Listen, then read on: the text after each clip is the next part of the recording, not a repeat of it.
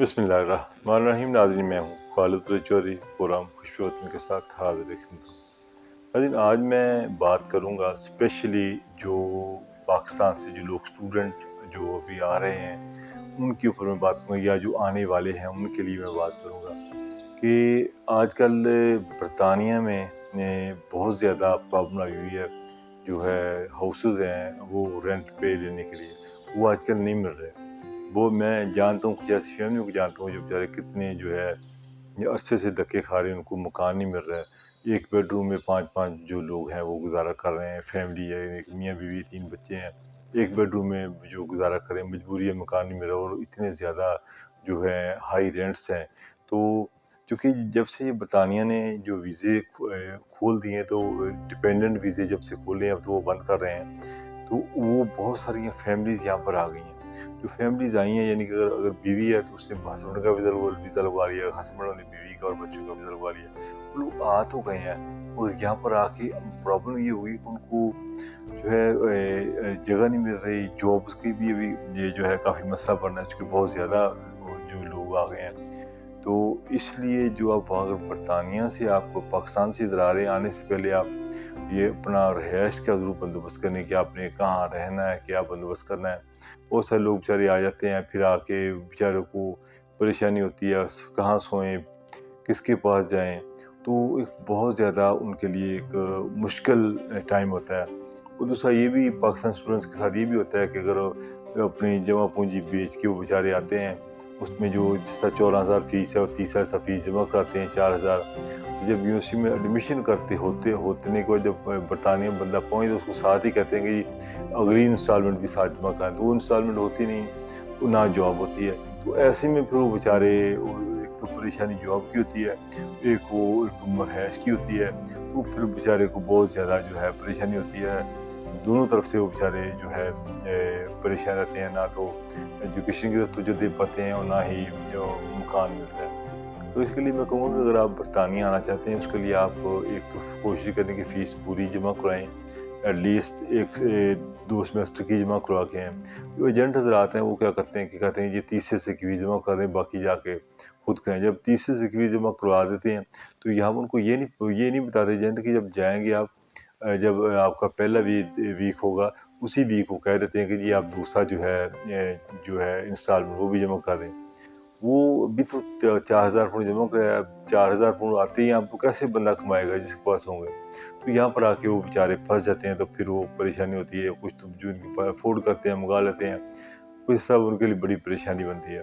तो इसके लिए एक तो ये ज़हन में रखें यहाँ पर आते हुए रिहाइश का, और दूसरा जॉब्स के बड़े मसाइल हैं आजकल, जॉब्स नहीं मिलती। तो उसके लिए वो काफ़ी जो है स्ट्रगल करना पड़ता है। फिर मैं लोगों को मशवरा भी देता हूँ कि जॉब आप किस तरह हासिल कर सकते हैं, उसका हासिल करने का तरीकाकार क्या है। तो कई दोस्त मैं बड़ी कोशिश करता रहता हूँ, कई दोस्तों को, अनगिनत दोस्तों को जॉब लगवाई मैंने। किसी को रेस्टोरेंट के वेटर लगवा दिया, किसी को शॉपकीपर लगवा दिया। वो जो एक मेरा सदका जारिया ये रहता है कि जो लोग मुझे हेल्प के लिए कहते हैं, मैं उनकी जो है मदद हमेशा करता रहता हूँ।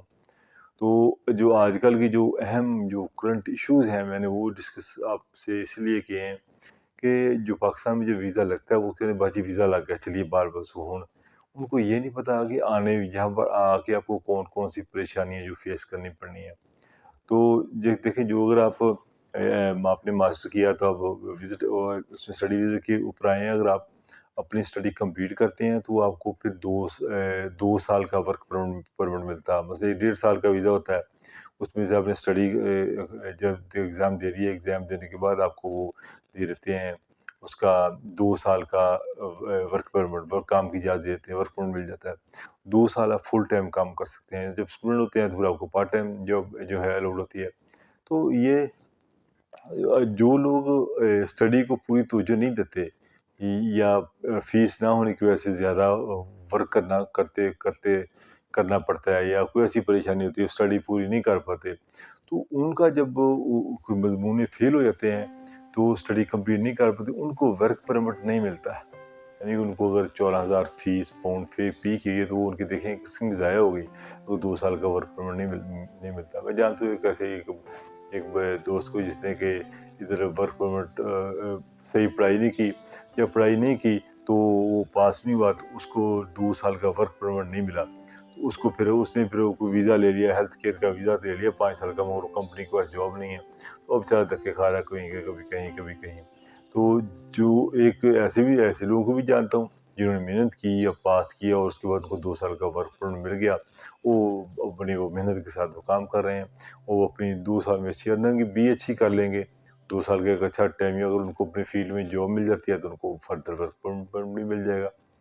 دوسرا اگر ایک اور بات شیئر کروں، انڈیا میں یہ پرابلم ہے کہ انڈیا میں اگر کوئی اسٹوڈنٹ پڑھنے آتا نا تو ان کی بینکس کا ایک بڑا صاف اور شفاف طریقہ کار ہے کہ وہ آنے والے اسٹوڈنٹ کو بڑے ایزیلی قرضہ دے دیتی ہیں۔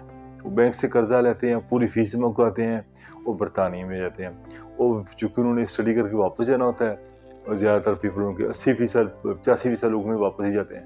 جب ان کو بینک سے لون لیا ہوتا ہے، 1 سال کے بعد ان کو 2 سال کا ورک پرمٹ ملتا ہے، وہ 2 سال محنت کرتے ہیں، کماتے ہیں، اور بینک کا قرضہ بھی ادارتے ہیں، اور اپنے لیے بھی اچھا خاصا پیسہ جمع کر کے لے جاتے ہیں۔ اور بدقسمتی یہ، ہمارے ملک کی بدقسمتی یہ ہے کہ یہاں پر یہ اس قسم کی کوئی فیسلٹی نہیں دی گئی بینکس کی طرف سے۔ حالانکہ ہونا یہ چاہیے کہ بینکس جو ہیں، جو پرسنل جو ہے گارنٹی کے اوپر، جو اسٹوڈنٹ جو زیادہ پڑھنے میں ہوشیار ہیں، اچھے نمبر آتے ہیں، جو باہر پڑھنے جانا چاہتے ہیں برطانیہ میں یا کینیڈا میں، تو ان کو لون بینکس کو لون دینا چاہیے۔ تو لون جو ہے وہ لون لے کے تو اپنی اسٹڈی کے لیے پوری فیس جمع کروا کے آئیں، تو پھر اپنی محنت سے آ کر پڑھیں، اور اس طرح ان کے لیے آسانی جو ہے، کافی آسانی ہو سکتی ہے۔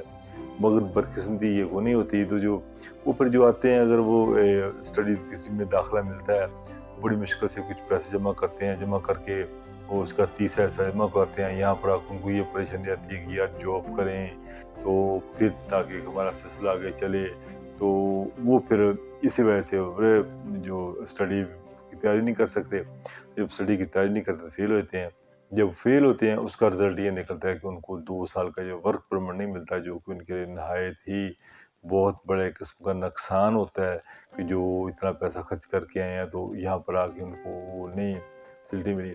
دوسرا میں اپنی ریکویسٹ کروں گا، ہمارے جو اوورسیز پاکستانی میرے جو بزنس مین لوگ ہیں، ٹیک وے والے ہیں، ریسٹورنٹس والے ہیں، شاپ کیپرز ہیں، کہ یار جو ہمارے پاکستان سے جو لوگ آتے ہیں ان کے ساتھ تعاون کیا کریں۔ مجھے کچھ دوستوں نے یہ کمپلینٹ بھی کی، لمبا سے بھی کمپلینٹ آئی، کسی ٹیک وے والے نے اس کا 300 پاؤنڈ جو ہے وہ ویجز نہیں دے رہا ہے۔ تو میں نے پوچھا کیوں؟ انہوں نے کہا جی میں نے وہ جاب مجھے دور پڑتی تھی، میں نے وہ جاب چھوڑ کے میں کہیں اور کر لی، تو انہوں نے میرا وہ 300 پاؤنڈ نہیں دے رہے، تو ان کے چھوڑ کے آپ ادھر جاب ہو گئی۔ میں نے کہا میرا اتنا دور جانا پڑتا ہے، کرایہ لگتا ہے، تو مجھے سوٹ نہیں کرتا، اس لیے میں نے کر لی۔ تو ان کا 200 پاؤنڈ 300 پاؤنڈ نہیں دے رہے۔ اس طرح اور بھی کمپلینٹ آئیں کہ جو ہے ان کو پوری ویجز نہیں دی جاتی، اور ان کے ساتھ اچھا سلوک بھی نہیں کیا جاتا ہے۔ تو میری یہ درد مندانہ جو اپیل ہے، ہمارے امپلائر جو پاکستانی ہیں خاص کر، تو گورے تو خیر اس قسم کا سلوک نہیں کرتے، تو ان کے ساتھ جو برا رویہ ہے، جو برا سلوک ہے، وہ نہ کیا کریں۔ تو یہ میری جو ریسٹورنٹ مالکان ہیں، شاپ کیپرز ہیں، جو بھی ہمارے پاکستانی لوگ ہیں جن کو اللہ تعالیٰ نے بڑی عزت دی ہے اور ویل سیٹلڈ ہیں، وہ کم سے کم جو ہمارے پاکستان سے جو ہمارے بھائی بچے، یہ ہمارے بچے ہیں، اگر آتے ہیں تو ان کے ساتھ تعاون کیا کریں، ان کو پوری ویجز دیا کریں، ان کو کم سے کم جو ان کو عزت اور رسپیکٹ دیا کریں۔ دیکھیں یہ نئے لوگ ہیں، یہ بیچارے کیا کریں گے؟ یہ ظاہر ہے، آپ کو پتہ پاکستان میں جس کنڈیشن میں بیچارے یہ آتے ہیں، تو آ کے پھر جابز وغیرہ کوشش ہوتی ہے کہ جاب کر کے وہیں سے پیسے کما کے یہ اپنی فیسز وغیرہ دیں، بہت ساری چیزیں اس طرح پھر وہ چلانے کی کوشش کرتے ہیں۔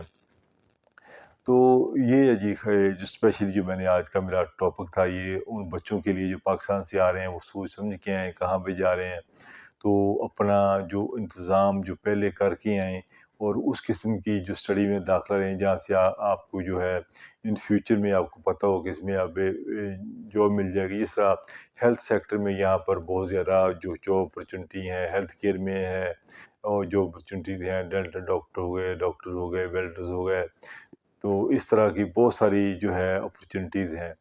تو موسٹ ویلکم جب برطانیہ ہے، برطانیہ بہت سارے لوگ بھی آتے ہیں، آپ بھی ہیں، وہ بھی کماتے ہیں، اللہ تعالیٰ نے جس کی روزی میں جتنا رزق لکھا ہے اس کو مل ہی رہتا ہے۔ تو آج کا میرا یہی تھا خاص کر بتانے کے لیے کہ جو برطانیہ میں جو آج کل خاص کر جو جو فلیٹس ہیں اور مکانات ہیں ان کو کرائے پہ ملنا بہت مشکل ہو چکا ہے. تو جو دوست آ رہے ہیں وہ پہلے سے اپنا بندوبست کر کے آئیں. تو باقی جو ہے سلسلہ جابس وغیرہ کے لیے بھی اسٹرگل کرنی پڑتی ہے.